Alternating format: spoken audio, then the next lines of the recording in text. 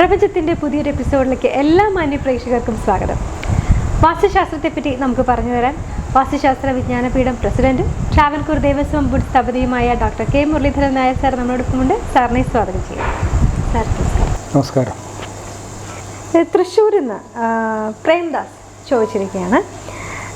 Sir, ഞാനൊരു പുതിയ വീട് വെക്കാൻ ആഗ്രഹിക്കുന്നു. വാങ്ങിയ സ്ഥലത്തിൻ്റെ തെക്ക് ഭാഗത്താണ്, തെക്കോട്ട് ദിക്കിലേക്കാണ് പൂമുഖം വരേണ്ടത്. കാരണം അവിടെയാണ് നമുക്ക് റോഡുള്ളത്. അതേ സമയത്ത് തന്നെ പടിഞ്ഞാറ് വശത്ത് ഒരു ചെറിയ തോട് വരുന്നുണ്ട്. അപ്പോൾ പലവരും ഇതിനെ ഒരു മോശമായ രീതിയിൽ പറയുന്നുണ്ട്, നല്ലതല്ല എന്നൊക്കെ പറയുന്നുണ്ട്. അങ്ങനെ എന്തെങ്കിലും ഉണ്ടോ? നമ്മൾ പ്രത്യേകം ശ്രദ്ധിക്കേണ്ടതായിട്ടുണ്ടോ? ഇപ്പോൾ ഈ ക്വസ്റ്റ്യൻ എന്ന് പറയുന്നത് അയാളൊരു വീട് വയ്ക്കാൻ പോകുന്ന സ്ഥലത്തിൻ്റെ തെക്കാണ് റോഡ്. അപ്പോൾ സ്വാഭാവികമായിട്ടും തെക്ക് ദർശനമായിട്ടാണ് കൊടുക്കാൻ ഉദ്ദേശിക്കുന്നത്. എന്നാൽ പടിഞ്ഞാറ് ഒരു ഓടയുണ്ട്, വെള്ളമുള്ള ഓടയുണ്ട്. ആ വെള്ളമുള്ള ഓടയിൽ ഓട പറഞ്ഞുകൊണ്ടാണ് ഞാൻ പറയുന്നത്. ഇപ്പോൾ തെക്ക് ദർശനമുള്ള വീട് തെക്കോട് നോക്കിയിട്ട് യാതൊരു കുഴപ്പമില്ല. അതിന് ഉചിതമായ സ്ഥാനത്തും വെച്ചിട്ട് അതിന് കൃത്യമായ ഡോറ് കറക്റ്റ് സ്ഥാനത്ത് കൊടുത്താൽ മാത്രം മതി. വേറെ ഒന്നും പേടിക്കേണ്ട കാര്യമില്ല. അത് തെക്കിൻ്റെ ഐശ്വര്യം അതിൻ്റേതായി കിട്ടുകയും ചെയ്യും. പക്ഷേ പടിഞ്ഞാറ് ഭാഗത്ത് ഓട പോകുമ്പോൾ അതിൻ്റെ വെള്ളം ഒഴുക്ക് വടക്കോട്ടായിരിക്കണം. അതാണ് നല്ലത്. ഒഴുകി പോകുന്നത് വടക്കോട്ടാണെന്ന് ഇത് പറഞ്ഞിട്ടില്ല എങ്കിലും ഞാനിപ്പോൾ അങ്ങോട്ട് പറയണം, വടക്കോട്ടാണെങ്കിൽ നല്ലത്. അത് പിന്നെ തെക്കോട്ട് ഒഴുകുന്നത് നല്ലതല്ല. അങ്ങനെ ഒരു കാര്യം ഇതിനകത്തുണ്ട്. പിന്നെ അതുപോലെ തന്നെ ഈ ഒഴുക്കിൻ്റെ കാര്യം പറയുമ്പോൾ ഒരു പക്ഷേ നമുക്ക് തെക്ക് ഭാഗത്തൂടെ നമുക്കൊരു വീട് വയ്ക്കാമ്പോൾ ഒരു ചാല് പോകുന്ന വെള്ളം അത് കിഴക്കോട്ട് പോകണം നല്ലതേ ഉള്ളൂ. പടിഞ്ഞാറോട്ട് ഒഴുകരുത്. കിഴക്ക് നിന്ന് പടിഞ്ഞാറോട്ട് ഒഴുകരുത്. അത് പിന്നെ പടിഞ്ഞാറ് നിന്ന് തെക്ക് ഭാഗത്ത് തന്നെ പടിഞ്ഞാറ് നിന്ന് കിഴക്കോട്ട് പോകാം. അപ്പോൾ അതുപോലെ പടിഞ്ഞാറ് ഭാഗത്ത് നമ്മുടെ വീടിൻ്റെ പടിഞ്ഞാറ് ഭാഗത്ത് ഒരു ഓടയുണ്ട്. അത് വടക്കോട്ട് ഒഴുകി പോകണത് നല്ലതേ ഉള്ളൂ. ഇങ്ങനെ ചില കാര്യങ്ങൾ നമുക്ക് ജലരാശിയായിട്ട് ബന്ധപ്പെട്ട് നിൽക്കണം. ഇപ്പോൾ വടക്ക് തന്നെ ഇരിക്കുന്നത്. വടക്ക് ഭാഗത്താണെങ്കിൽ അത് കിഴക്കോട്ട് ഒഴുകാണ് നല്ലത്.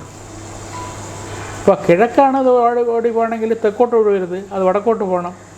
ഇങ്ങനെ കഴിയുന്നതും ജലരാശിയോട് ബന്ധപ്പെട്ട് തെക്കോട്ട് പതിക്കുന്ന നല്ലതല്ല, അതുപോലെ പടിഞ്ഞാറും പതിക്കുന്ന നല്ലതല്ല. അല്ലാത്ത 3 ഭാഗങ്ങൾ ആവാം. സാർ, അതിനോട് ബന്ധപ്പെട്ട് മറ്റൊരു ചോദ്യം കൂടെ. പലവരും ഇപ്പോൾ സ്ഥലം വാങ്ങുന്നു, കുറച്ച് സ്ഥലമേ ഉള്ളൂ, വീട് വെക്കാൻ നേരെ മുന്നിൽ പല ആരാധനാലയങ്ങളും, കാരണം കോവിലുകളാവാം, ചർച്ചസ് ആവാം, എന്തും ആവാം, വരുന്നുണ്ട്. അപ്പോൾ അവർക്ക് വേറെ നിർവാഹം ഉണ്ടാവില്ല, എല്ലാം മുന്നോട്ട് നേരെ ഇരിക്കുന്നതാവും. അവിടെ എന്തെങ്കിലും ദോഷങ്ങളുണ്ടോ, അല്ലെങ്കിൽ അത് തടയാൻ എന്തെങ്കിലും ഇവർ ചെയ്യേണ്ടതായിട്ട്? ഇത് സാധാരണ ഇതിൽ നമുക്കിപ്പോൾ കണ്ടുവരുന്ന ഒരു പ്രവണതയാണ്. ഇപ്പോഴും നമ്മൾ ആദ്യം ഒരു 5-10 സെൻറ്റ് തറ വാങ്ങി വീട് വയ്ക്കുമ്പോൾ അതിനെതിരെ റോഡിൻ്റെ അപ്പുറത്ത് അവിടെ ഒന്നും കാണില്ല. ഒരു കുടുംബക്കാരുടെ വക എല്ലായിരിക്കും കുറച്ച് കാടും പിടിച്ച് കിടക്കുകയും. പക്ഷേ കഷ്ടകാലത്തിന് ഇവർ സ്ഥാനമൊക്കെ നിശ്ചയിച്ച് വരുമ്പോൾ നമ്മുടെ വീടിൻ്റെ ആ റോഡിൻ്റെ അപ്പുറത്ത് തന്നെ കറക്റ്റായിട്ട് അവരൊരു നാഗര പ്രതിഷ്ഠയോ വേറെ എന്തെങ്കിലും ക്ഷേത്രം ചെറുതായിട്ട് തുടങ്ങും പുതിയതായിട്ട്. ആ തുടങ്ങുന്ന സമയത്ത് നമ്മുടെ പ്രധാനപ്പെട്ട വാതിലിന് നേരെ വരാതെ നമ്മൾ ശ്രദ്ധിക്കണം. അപ്പോൾ നേരെ വരാൻ അങ്ങനെയാണെങ്കിൽ അവരുടെ ആദ്യം തന്നെ പറഞ്ഞ് ഞങ്ങളുടെ വാതിൽ നേരെയല്ലേ ഒന്ന് മാറ്റി വയ്ക്കുകയോ ദിക്ക് തിരിച്ച് വയ്ക്കുക. അങ്ങനെ എന്തെങ്കിലും പറഞ്ഞു മാറ്റുന്നത് ആദ്യമേ നല്ലതാണ്. അല്ലാതെ നമ്മുടെ പ്രധാനപ്പെട്ട വാതിലിന് നേരെ നാഗപ്രതിഷ്ഠ നല്ലതല്ല. അവരുടെ ശ്രീകോവിലും എല്ലാം വരികയാണെങ്കിൽ തന്നെ നേരെ വരുന്നത് നല്ലതല്ല. അതുകൊണ്ട് നമുക്ക് നേരത്തെ ഒരു ക്ഷേത്രം ഉണ്ടെങ്കിൽ നമുക്ക് അതിൻ്റെ പരിപാലിച്ച് നോക്കി വയ്ക്കാം. അപ്പോൾ ആ ഒരു കാര്യം നമ്മൾ നോക്കേണ്ടതായിട്ടുണ്ട്. എപ്പോഴും തന്നെ ശാന്തരൂപിണിയായ ദേവിയായിരുന്നാലും ഉഗ്രരൂപിണിയായ ദേവിയായിരുന്നാലും അല്ലെങ്കിൽ നാരുടെ പ്രതിഷ്ഠയായിരുന്നാലും വേറെ ഏത് പ്രതിഷ്ഠയായിരുന്നാലും നമ്മുടെ ഒരു ഭവനത്തിൻ്റെ അതിൻ്റെ നേരെ ഒരു മറ്റൊരു പൂമുഖം കറക്റ്റായി നിൽക്കുന്നത് നല്ലതല്ല. അത് സൂക്ഷിച്ചാണ് ചെയ്യേണ്ട കാര്യം. ഒരു വീട് വയ്ക്കാൻ പോകുമ്പോഴാണെങ്കിൽ നമുക്ക് എന്തുവേണം ചെയ്യാമല്ലോ, മാറ്റി വയ്ക്കാം. നമ്മൾ സ്ഥലം വാങ്ങാൻ പോകണം, ഒരാൾ ഈ ക്ഷേത്രത്തിൻ്റെ ഫ്രണ്ടിൽ കിടക്കണം, ആരും വാങ്ങില്ല. അത് ക്ഷേത്രാവശ്യമായിട്ട് ബന്ധപ്പെട്ടേ പോകുള്ളത്, അതൊരു സത്യമാണ്. പിന്നെ വേറെ എന്താ അടുത്ത ക്വസ്റ്റ്യൻ? അതിനോട് ചേർന്ന് ചിലർ അങ്ങനെ വരുന്ന സമയത്ത് മതിൽ വളരെ പൊക്കി വെക്കുന്നതായിട്ട് കണ്ടിട്ടുണ്ട്. അതുകൊണ്ട് എന്തെങ്കിലും ഗുണമോ? ഇല്ല, നമുക്ക് മതിൽ പൊക്കി വയ്ക്കുക എന്ന് പറഞ്ഞാൽ നമുക്ക് എന്തായിരുന്നാലും ഇപ്പോൾ ദർശനം ഏതായിരുന്നാലും തെക്കായിരുന്നാലും ഏതായിരുന്നാലും തെക്കോട്ടോ വടക്കോട്ടോ കിഴക്കോട്ടോ ആയിക്കോട്ടെ, നമുക്ക് പുറത്തിറങ്ങിയാലേ പറ്റുള്ളൂ. നമുക്ക് മതിൽ പൊക്കുക എന്ന് വെച്ചാൽ പരമാവധി ഒരു 6 അടി പൊക്കാം, അതിനപ്പുറം കോട്ട പൊക്കാൻ പറ്റില്ല. അത് ശരിയാകില്ലെന്നർത്ഥം, അത് ശരിയല്ല. പിന്നെ ചില സ്ഥലങ്ങളിലൊക്കെ നമുക്ക് അറിഞ്ഞുകൊണ്ട് തന്നെ ചില ആൾക്കാർ ചില ക്ഷേത്രത്തിൻ്റെ മതിലിനോട് ചേർന്ന് ചുളുവിൽ സ്ഥലം വരുമ്പോൾ വാങ്ങാറുണ്ട്. വാങ്ങുന്നത് അത് എങ്ങനെയെന്ന് പറഞ്ഞിരുന്നാൽ ആ ക്ഷേത്രത്തിൻ്റെ വടക്ക് ഭാഗമായിരിക്കും. അപ്പോൾ അതിൻ്റെ ദർശനം കറക്റ്റായിട്ട് അവരാ ക്ഷേത്രം കിഴക്കോട്ടേ പോകും ദർശനം കാലിൽ. ഇവരിത് മാറി. എന്നാൽ പോലും മതിന് തൊട്ട് ചേർന്നൊരു വാസഗ്രഹം അത്ര നല്ലതല്ല. ഒരു ഫ്ലോട്ട് കഴിഞ്ഞാണെങ്കിൽ കുഴപ്പമില്ല, അല്ലാതെ എപ്പോഴും തന്നെ ഒരു ക്ഷേത്രം ചെറുതോ വലുതോ ഏതായിക്കോട്ടെ, അല്ലെങ്കിൽ പള്ളി ആയിക്കോട്ടെ, മോസ്ക് എല്ലാം അവർ മതിലിനോട് ചേർന്നൊരു ഭവനം നല്ലതല്ല ഏതായിരുന്നാലും. ഇത് പിന്നെ നമ്മൾ ഹിന്ദു ദേവാലയങ്ങൾ മാത്രമല്ല, ഞാൻ പറഞ്ഞ 3 ദേവാലയങ്ങളുടെയും കണക്കെടുത്താൽ പറയുന്നത്. 3 ദേവാലയങ്ങളുടെയും തൊട്ട് ചേർന്നുള്ള ഭവനം നല്ലതല്ല, നേർക്ക് നേർ മുഖം കൊടുത്തുള്ളത് നല്ലതല്ല. മറ്റൊരു ചോദ്യം, ഒരേ വീട്ടിൽ 2 പൂജാമുറിയും 2 അടുക്കളയും വരുന്നത് നല്ലതാണ്? അതെങ്ങനെയാണ്?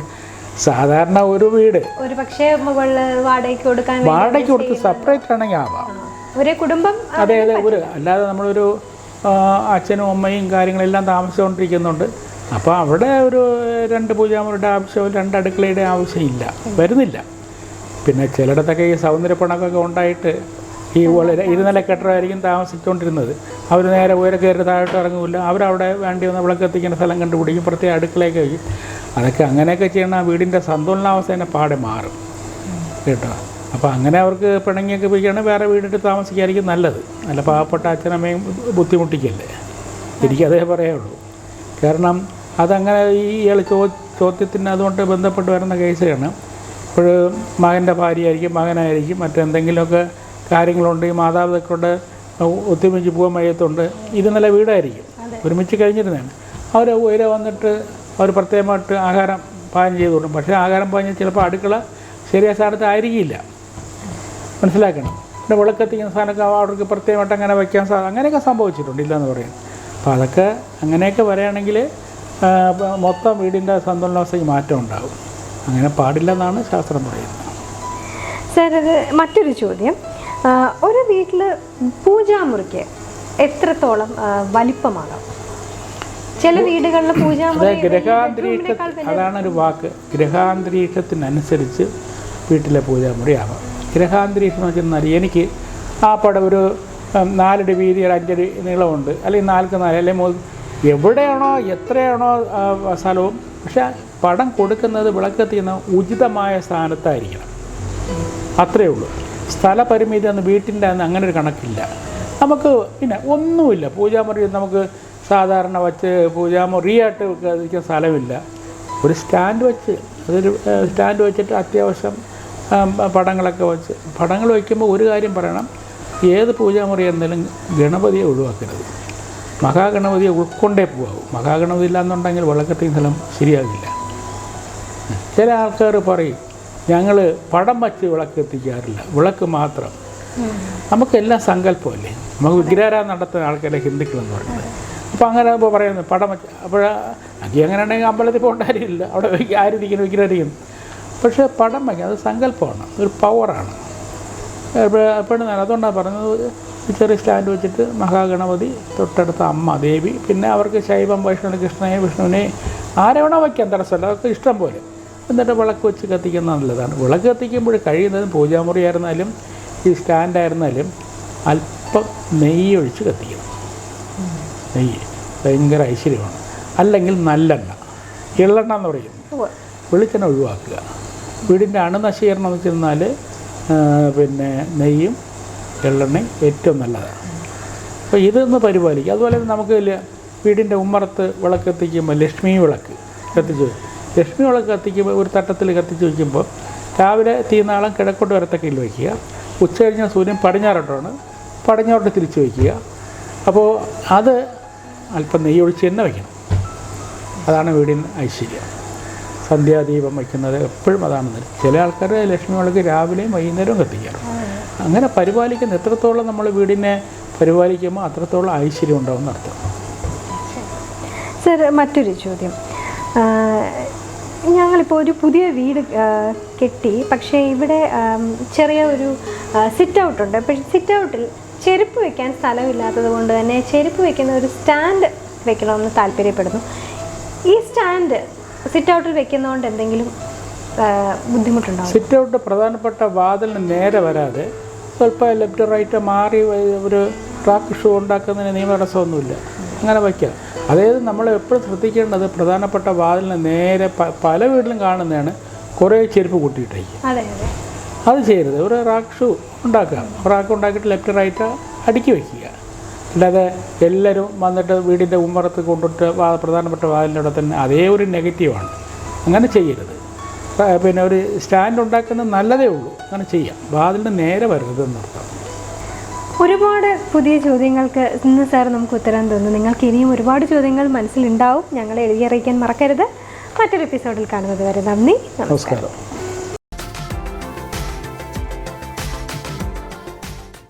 വിമൻ ടോക്ക് ടൈം എന്ന ഈ ചാനൽ സബ്സ്ക്രൈബ് ചെയ്യുക, ആസ്വദിക്കുക.